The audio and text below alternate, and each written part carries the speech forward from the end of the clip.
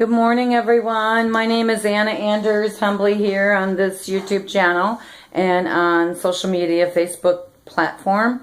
Just wanting to do a shout out again here today to update my Facebook page and YouTube channel.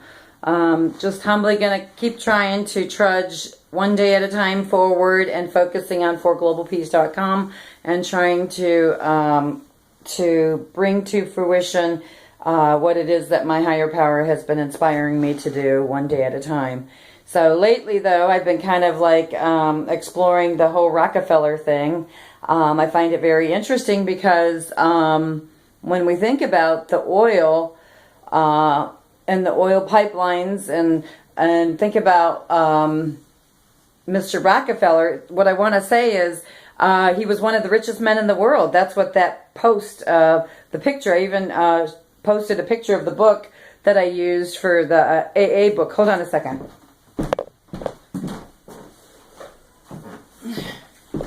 This dictionary book here. So I posted pictures on my Facebook yesterday. So in these two books, it talks about Mr. Rockefeller and him being an oil man and being one of the richest men in the world at once upon a time, and then he started to donate a lot of that money. Well, you can best believe he donated the money to specific causes that he wanted to initiate and to inspire and to keep going as a globalist 1% parasitical elite.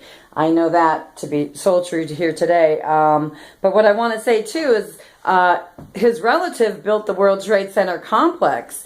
So, and that World Trade Center complex was built by David Rockefeller.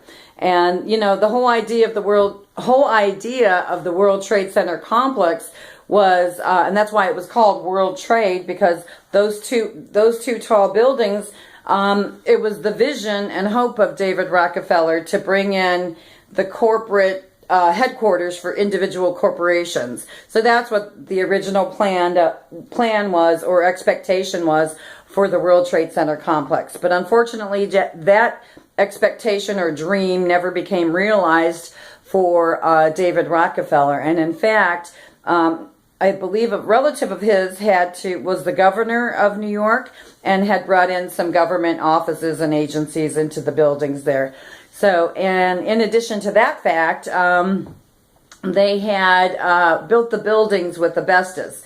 So once upon a time, the EPA went in and told Mr. Rockefeller that it would take billions of dollars to remove the asbestos from those buildings.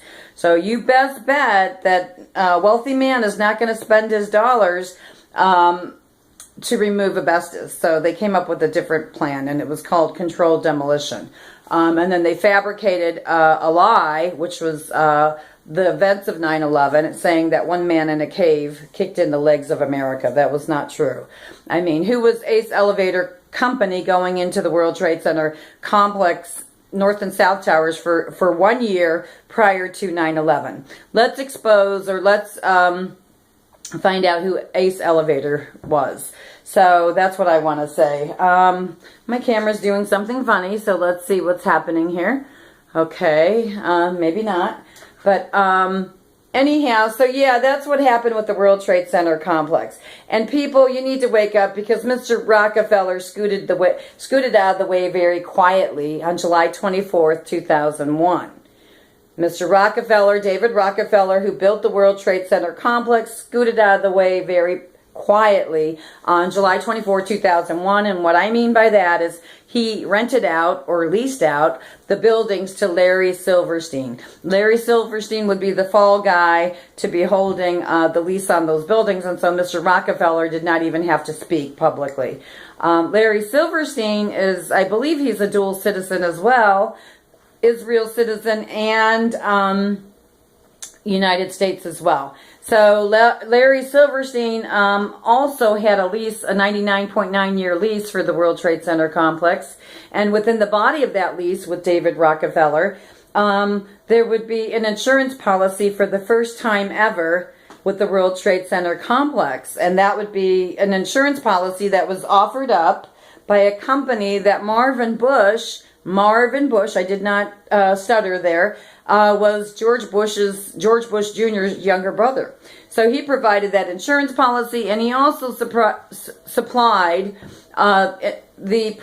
he also supplied the security for the building as well on 9/11/01 through a company called Securicom. So all this can be explored and verified and investigated, and people have done the homework already. So you can best believe that people benefited financially. If you just follow the money, you can best believe that they benefited financially from the tragic events of and horrific events of 9/11/01. So while we were sitting on our couches at home, because corrupt Main Street media was showing us the events that were happening, we were like devastated. Americans were devastated from that catastrophic event. But that's how they do false flag events. They stage those things all the time. And in my opinion, Agenda 21 is very real. And a symptom of Agenda 21 would be the events of 9/11, Oklahoma City bombing, Katrina Dam, and then the situation that's happening in California now again. And then these false flag staged oil wars, if you will. So, and these globalist 1% parasitical elite, they have a lot of cash cows to fund and play the games, protesting work and distraction work.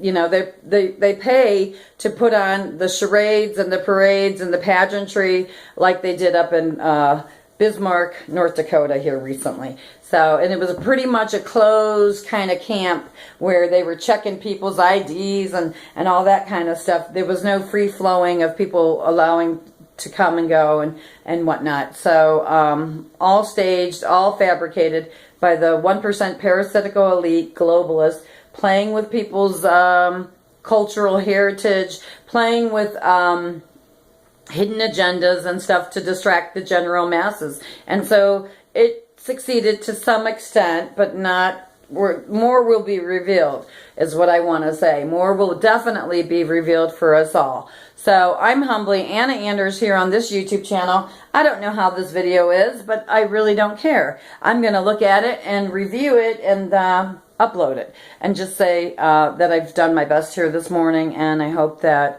we all continue to unite and strive for peace on the planet and for exposing corruption and disruption of human life and human values from local to global. And that's it. It's real simple, guys. I mean, as I pointed out in my videos yesterday, the Rockefellers, they play all sides, and they showed it. They showed it. They showed it in the rooms of AA. They showed it with Prohibition. They just they showed it. Their history has shown it, okay? Their history has shown it. People want to say we should do the No Dapple movement up in Bismarck, North Dakota, because we shouldn't have oil in the water, right?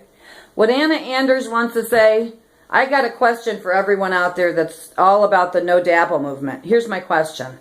What about all the bloodshed? What about all the bloodshed from local to global, and more specifically, in the backyard of Israel, Iraq, Iran, Libya, Afghanistan, and Aleppo, Syria? What about those places? Never mind the oil in the water. Let's talk about the blood in the water, because all this bloodshed seeps into the ground. All this bloodshed seeps into the ground. And so same desecration happened here in the United States to the indigenous tribes people. See, and the Illuminati, the purple mafia Illuminati, 1% parasitical elite globalists, Rockefellers, Rothschilds, Warburgs, warmongers, pro-warmongering corporations, all supported that bloodshed. Paper towel industry, if you saw their paper towel packs, it shows a soldier on there. You can identify the corporations that support bloodshed and war and all this fabricated false flagness, if you will, all for oil, all for sacred Mother Earth's natural resources. People are lying, people are dying, and then people are trying to recycle the lies and ration out those lies that they've been feeding us, the cannon fodder, through their corrupt Main Street media. And no one's really standing up to talk about it. They're drinking a Mountain Dew, drinking some, a shot of this, a shot of that, running around with their bling bling on, looking all like bling blinged out and thinking they look so cool, and they're all in for what? What are y'all in for? Y'all in for a big surprise, because these towers, these HARP towers are here in corrupt Cleveland. They're across America. They are across America. It's really real what's happening here, folks. It's not real, I'll tell you that much. So don't blame Anna, the peace activist who's been trying to wake everybody up. Because, trying to say, wake up politically, No, don't blame me. Blame yourselves. Blame yourselves for not getting up and taking responsibilities for yourself to wake up. That's all I can say. And I don't even want to play the blame game, to be honest with you. I'd rather get into the solution. Why don't we do that? Why don't we get all in to the solutions of life? Call me up when you're ready to do that. I'll be happy to sit in on that project with you, okay? You can lead it too. I'll just follow. I'm a great follower. I don't want to be a leader, not at all. So let me know when you get it together, folks, okay? I'm a real human being. I want real, genuine water in my body, real, genuine food in my body, real, genuine drink in my body. I want real, genuine relationships. Relationships without drama queens. Without drama queens to pick me apart. Without the drama kings to pick me apart too. You don't like me? Get over yourself. It ain't about me. It's about you. And you're holding up a mirror and a reflection of yourself. That's what it is. So get over yourself. That's what I want to say.